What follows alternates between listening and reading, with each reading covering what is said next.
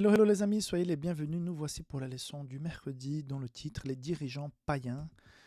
Le verset pour aujourd'hui, c'est Matthieu 20, versets 25-26, parole de vie. Alors Jésus les appelle auprès de lui et leur dit: Vous le savez, les chefs des peuples, les commandants comme des maîtres, et les gens importants font peser leur pouvoir sur les autres. Mais entre vous, cela ne doit pas se passer ainsi. Au contraire, si l'un de vous veut être important, il doit être votre serviteur. Donc, un appel de Jésus à fonctionner autrement. Il y a des gens qui font peser leur pouvoir. Ils montrent qu'ils ont de la force. Mais avec vous, si vous avez un jour la possibilité d'avoir un quelconque pouvoir, soyez un serviteur comme Jésus l'a été. Donc Jésus propose un modèle de leadership à l'opposé de celui du monde. Dans son royaume, la grandeur est mesurée par le service et non par le pouvoir. Donc c'est une phrase clé pour la leçon d'aujourd'hui. Donc quel est l'objectif de la leçon d'aujourd'hui? C'est faire un parallèle entre le rejet que nous avons constaté dans l'Ancien Testament de la théocratie divine sur le peuple de Dieu, celui qui a été fondé par Abraham, où le peuple a décidé d'avoir un roi pour paraître comme les autres, pour avoir la même structure que les autres pouvoirs humains. Et plus tard, après la venue de Jésus, quand on a l'ère chrétienne, on va plus ou moins vivre la même chose. Parce que dans les 3 premiers siècles, jusqu'à la moitié du 3e, plus ou moins, on va avoir une église naissante, puissante, croissante, persécutée, surtout persécutée, et cela va avoir un impact terrible sur les gens persécutés, mis à mort et tout ça, mais va avoir un impact puissant sur la prédication de l'évangile, le témoignage, la consécration de gens, parce que quand ils se convertissaient, ils risquaient leur vie, donc c'était un engagement profond. Mais plus tard, quand on va voir la conversion d'un dirigeant, Constantin, qui était le dirigeant le plus puissant de l'époque, cela va changer la donne.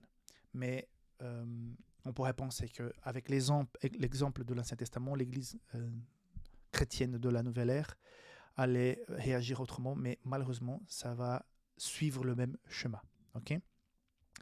Donc Jésus met en garde contre le pouvoir du monde dans l'Église. Il doit y avoir séparation de l'État et de l'Église. Il n'a jamais été bon quand la puissance politique, militaire se mélange avec l'Église. L'Église doit rester toujours indépendante de l'État ou de la justice ou d'autres pouvoirs quelconques. C'est quelque chose à part. Si on mélange les deux choses, on est vite tenté à utiliser la force, la justice, pour obliger les gens à penser et à croire de telle ou de telle sorte, ou bien faire des représailles contre ceux qui ne pensent pas. J'ai vécu plusieurs années à Genève, donc j'ai vécu dans la rue Michel Servet, donc ce théologien, philosophe, je ne sais pas s'il était théologien, je crois qu'il était philosophe, qui pensait autrement. Et Calvin, qui était Calvin, fait en sorte qu'il soit mis à mort. Donc je vivais en face de la place où il a été brûlé. Et à quelque part, même s'il avait des idées un peu bizarres pour l'époque, ça ne justifiait pas qu'on va tuer quelqu'un parce qu'il pense autrement. Justement parce qu'à cette époque, l'Église était mélangée avec l'État et l'État utilisait la force pour combattre quelqu'un qui n'était pas d'accord avec l'Église. Voilà le danger.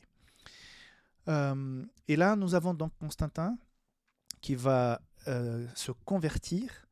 Et il y a une phrase que j'ai bien aimée dans la leçon qui dit ceci: Constantin est arrivé au pouvoir et a professé être chrétien.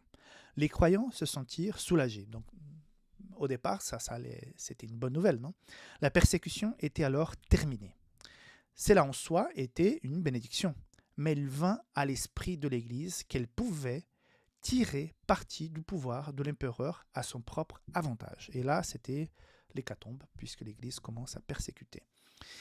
Donc, l'autre mise en garde que Jésus fait dans la leçon d'aujourd'hui, c'est que le pouvoir corrompt la mission spirituelle. Mes amis, nous avons une mission qui est celle de propager l'Évangile. Quand nous mettons une autre mission civile dont la mission de l'Église, ça ne joue pas.